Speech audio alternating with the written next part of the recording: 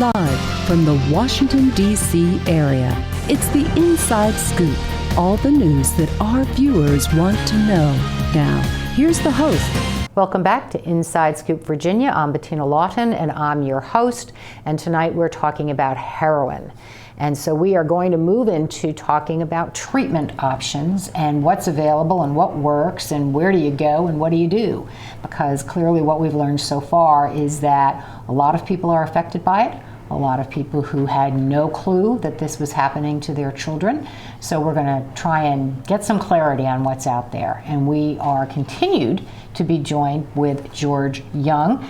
He is the Vice President of the Unified Prevention Coalition of Fairfax County and is also, as I said earlier, with the National Treatment Group. National Counseling Group. Counseling Group. We also have immediately to my left Peggy Cook, who is the Director of Residential Treatment Services for the Fairfax Falls Church Community Services Board. She is a licensed professional counselor and a licensed substance abuse treatment practitioner. She has over 25 years in the field of addiction and mental health. And to her left is Betty Petersilia. She is a licensed clinical social worker and the manager of the Youth and Family Services at the CSB Woodburn Center, which is in Annandale. She has worked at multiple youth treatment sites within the CSB for over 35 years. So welcome. I'm glad that you were able to join us tonight. So let's talk big picture first. If you think that your child is using heroin, so you've seen some of the symptoms that we talked about in the prior segment, and you think it might be heroin, what's the next step? What do you do? Make a call. All right. Okay. Make a call to the Community Services Board. That's one option. We have a 24-hour emergency service that's available 7 days a week, 24 hours a day. We also have our entry office, which is open during normal business office hours, where someone can call at 703-383-8500. If you're not comfortable talking to a professional right away, if there's a school counselor, if there's a teacher, if there's a pediatrician who you're used to talking with and sharing your concerns with, any of those folks in your immediate community could also be someone to contact. Let me ask you about your emergency number.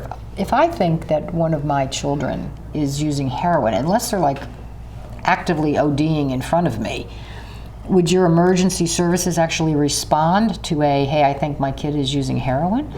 How much of an emergency do you need for that number? Well, obviously, if it's an in the moment and you're serious concerned about your child's health, you're going to be calling 911. Okay. So when you call our emergency service, you're sort of in a stage of exploration, I guess, about asking how much of a problem might we have. Mm-hmm. You know, what are you seeing? What have you observed in your child? What have you noticed? Physical symptoms. Are they spending time with a different kind of crowd? Are they going places you don't know about?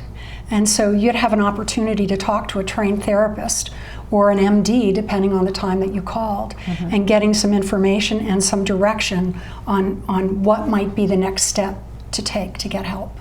Well, now let me ask you this, and George, I sort of look at people who are not government affiliated. One of my concerns would be if I were to call the CSB, for example, or if I were to talk to a school counselor, I mean, there's going to be a record. And do people call organizations like yours, George, because of that concern? There certainly is that fear. There is that fear. It's not always founded. And I think the biggest point is to make the call, mm-hmm. talk with somebody that you have a concern. And of course, it may not be about a student. It could be about your husband. It could be about your girlfriend. You know, so it really could be, we're seeing it at all levels at this point in time. But the private sector can be a little bit more discreet at times, but the main issue is getting help right then and getting assistance as where to go, which is what the CSB will do. They'll certainly help direct the individual who's on the other end of that phone call to say, here are some options. If it's not an emergency, here's some treatment, or let's get them in for an evaluation. Here's options to do that, whether it's private or public. And so we work pretty well together in Fairfax County to really try and cover all the bases between the private and the public sector.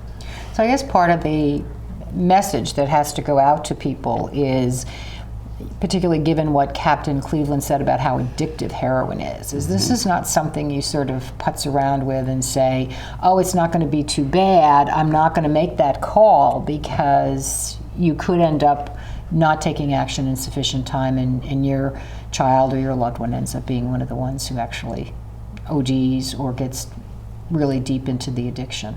And when you're talking about adolescents in particular, and then the fact that they're still developing, they can move from an experimental use into an addictive process pretty quickly because of how heroin enters the brain and how fast the addictive process can work.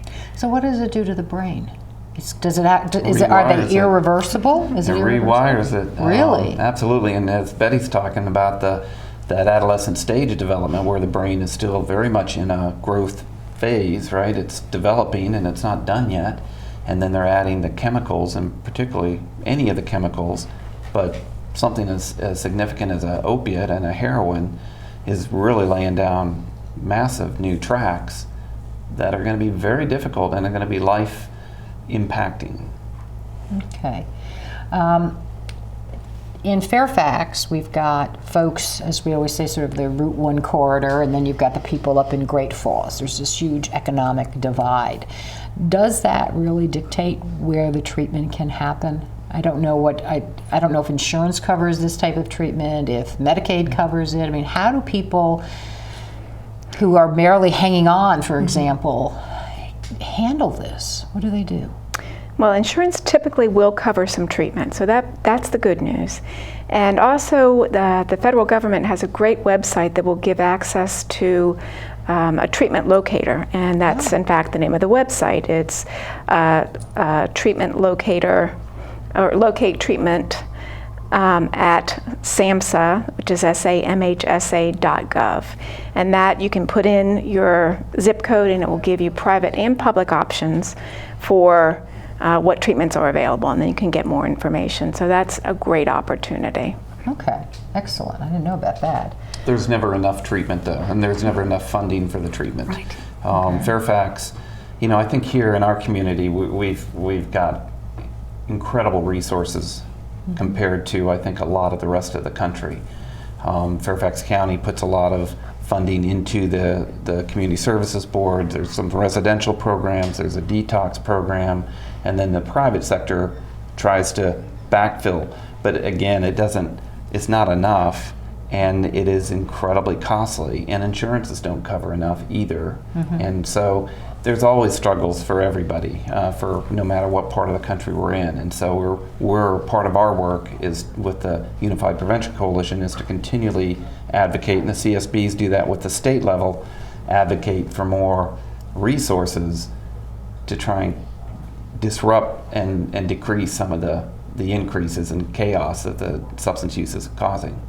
Now, are there specific locations in Fairfax County that deal with heroin? Is it done in conjunction with other addictive behaviors, or are they separated out, or how does that kind of thing work? We don't typically separate out programs for one drug versus another, but heroin is a very potent drug, so it's often true that the folks that are on heroin end up needing a more intensive service than someone who may be involved with some other drugs. So we do have outpatient sites that are located in the Annandale area. We also have the Route 1 Mount Vernon area. We have a detox center in Chantilly. We have several residential programs that are located throughout the county. Those don't serve people just in that jurisdiction. They would serve people throughout Fairfax County. Okay, so it's not, if you've got the location is in your area, the county, that doesn't mean somebody else can't come in and access that service. Right, and we really try to make it accessible to people. So it's somewhat up to what the individual's choice is. Sometimes they are still having a job and they may want to go to a site that's closer to their work versus closer to their home. And is there, you said you have a detox facility, is there a standard time frame that it takes for someone to, I don't know if getting free of heroin is the way to put it, but how long does it take to work through all of those withdrawal symptoms and things like that? Folks are typically at our detox program for 7 to 10 days if they're involved with heroin. But the issue is that you're going to be having some post-acute withdrawal symptoms for a long time after you leave.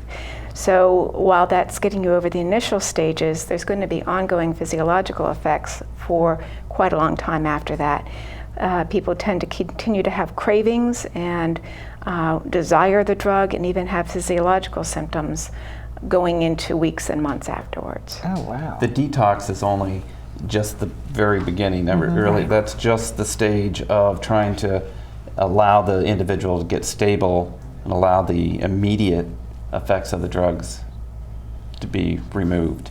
Then the treatment begins. It's very difficult to start treatment while somebody's still under the influence. Right. So that detox is just the very, very beginning of the phase. Now, are there drugs, when you say the treatment, is once you get past the detox phase, is the treatment sort of the talking to a therapist? Are there other drugs that you use as trying to sort of wean them off? How does that all work? The newest drug that we have been using is called Suboxone. It does help people get through the cravings and the physiological effects of the medication or of the heroin by substituting with medication.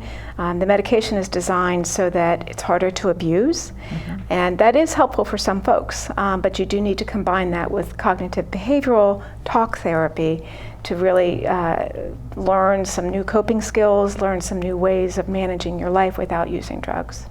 Wow.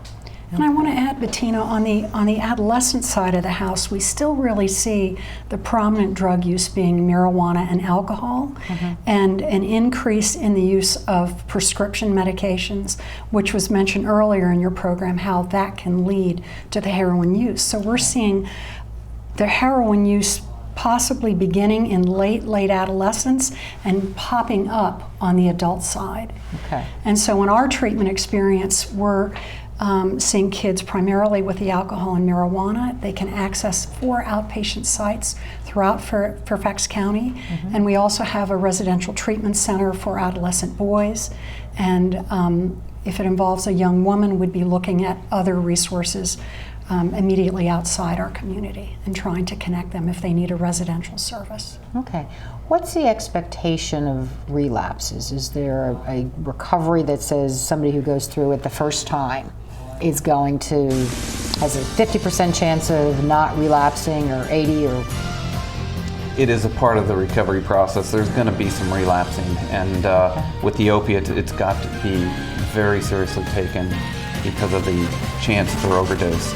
Right. Well, I want to thank you all for coming and talking about what's available for treatment in having us. Fairfax. Thank you. Yeah. Thank you so much. Stay with us. We'll be back.